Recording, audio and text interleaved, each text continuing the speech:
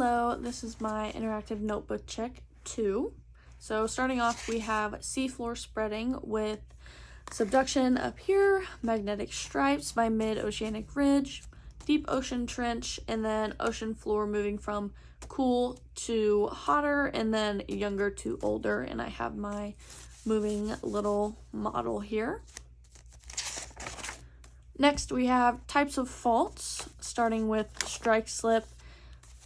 Let me move this down. Some of the information I put on there was shear force, transform boundary, and that they slide past each other horizontally.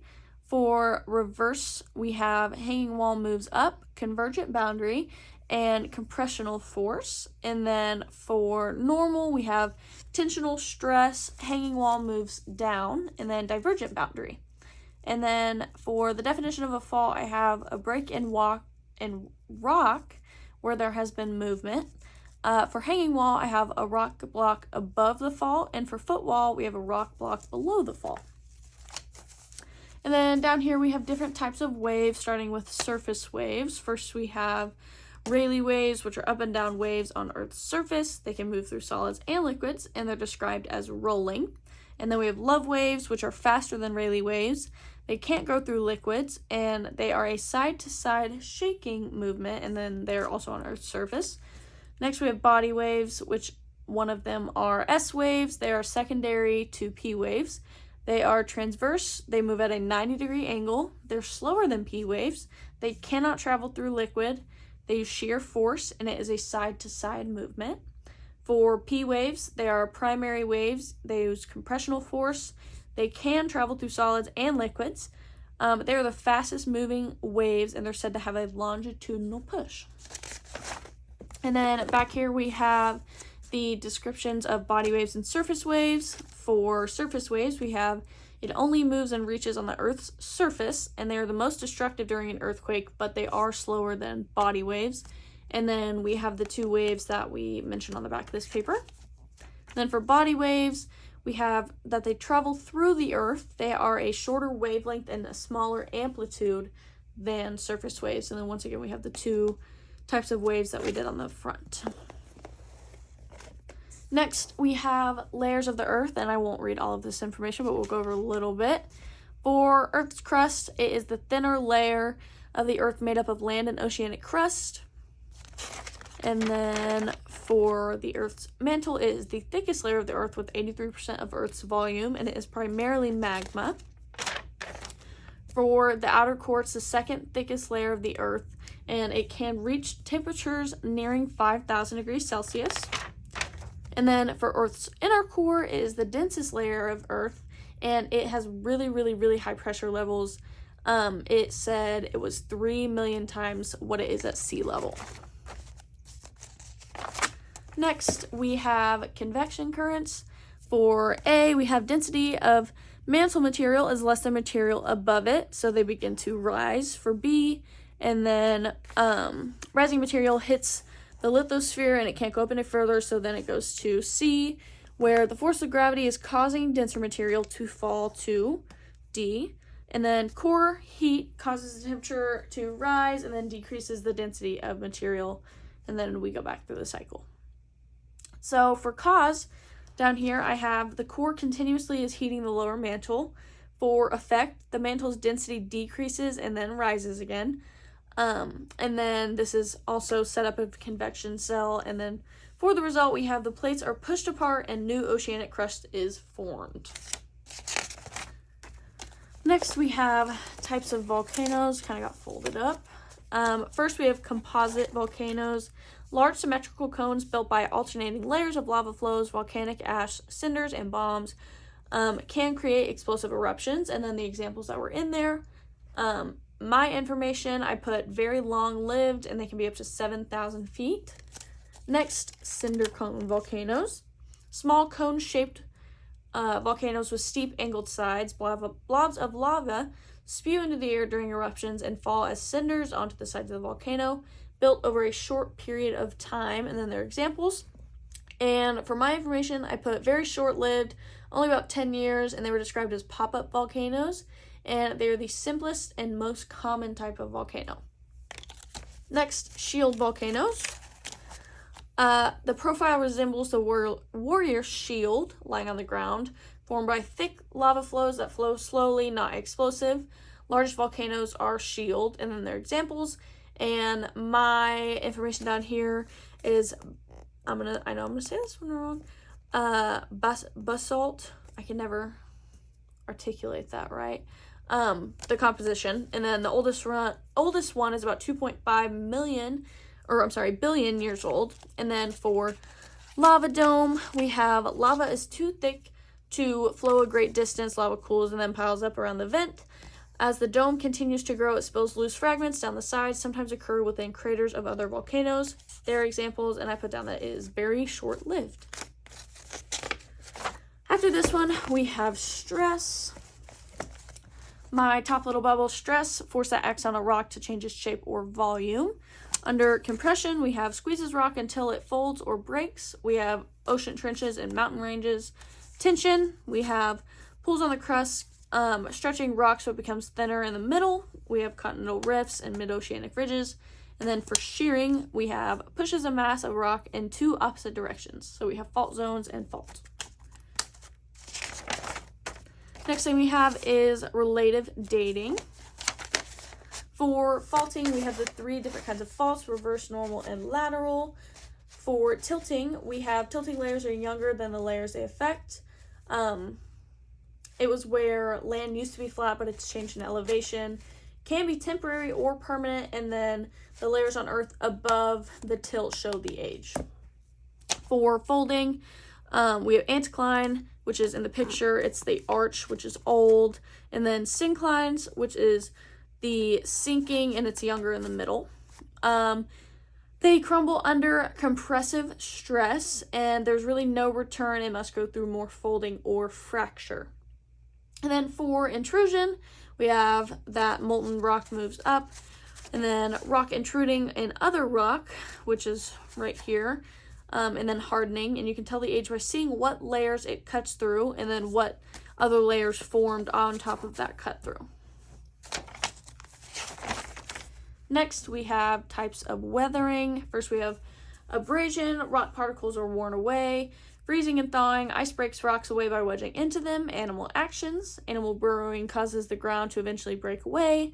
Plant roots. They will grow into the cracks of the rocks and then pull them apart or push them apart. Acid rain. Fossil fuel burning produces acid rain, and it causes the rocks to break down pretty quickly. Carbonic acid.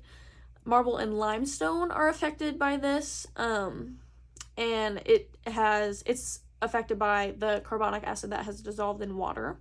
And then living organisms, some of them produce chemicals that are acidic that'll wear down or dissolve the stuff around them. And then oxygen will cause rocks containing high iron contents to rust and break down. And then we have all of my pictures over here that you might be able to tell what they are.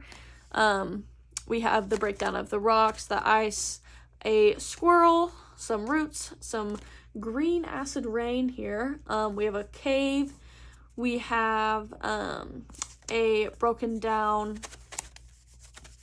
rock kind of thing that's been broken down by acid, and then the red is supposed to be some sort of rust on this rock. So next, we have life in the soil, and then I have the 5 soil formation factors: biological agents, topography, parent material, climate, and time.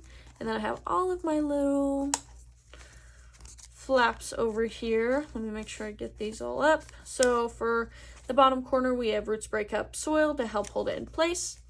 We have animals help move soil by burrowing and searching for food. Earthworms mix and aerate soil. Over here, we have a major source of humus are leaves, roots, and stems. And then over here, we have bacteria and fungi break down plant and animal remains. And then we have our blue circled soil movers, and then our red decomposers. I think you can see all of that. Yeah, okay. Next, we have landforms created by water and all my little matchbooks. So we have the sandbar, sand deposited on a coastline where waves are not rapid. We have delta, A sediment landform created by sediment deposited where river flows into an ocean. V-shaped valley. Fast-flowing rivers down a mountain causing erosion, forming a narrow valley. Oops. Okay. Bluffs and floodplain. Bluff, we have cliffs formed by erosion on edge of floodplain. And then floodplain, when a river rises above its banks, and water is deposited onto a flat area of land, which is the floodplain. Next, we have Oxbow Lake, a meander that has been completely cut off from a river. Meander. We have a bend shaped like a loop somewhere in the flow of a river. Whoops, can't get that close. Okay, there we go. I'm gonna let you read the little label there since I can't say it. A small river or stream that flows into a larger main river. Sea stack. When the center of a sea arch collapses, the two pillars are left creating the sea stack. And then beach. Wave wash sediment on a coastline. And then sea arch. We have soft rock that has been eroded by large waves under a hard rock. Okay, next page. We have the water cycle, and I made these little makeshift flaps so they're kind of crooked, but we have lake, highest heat capacity. Over here we have evaporation, addition of heat, condensation, release of heat, precipitation can gain or release heat. We have glacier. This is the most fresh water, and then the gain of heat going down. Stream, direct runoff, and then into river. We have groundwater, little label over here. And then we have river, can lose heat, but gains heat from the sun. And then the loss of, evaporation. Delta loses heat and energy to evaporation. And then the last one, we have the ocean, 97% of the water cycle. Next, we have the water page. And for underground, we have the artesian well in which water rises because of pressure in aquifer, layer of rock that holds or stores water. Geyser, water that is forced through a narrow passage due to heated gases and steam. Natural spring, groundwater bubbles or flows out of cracks in rocks.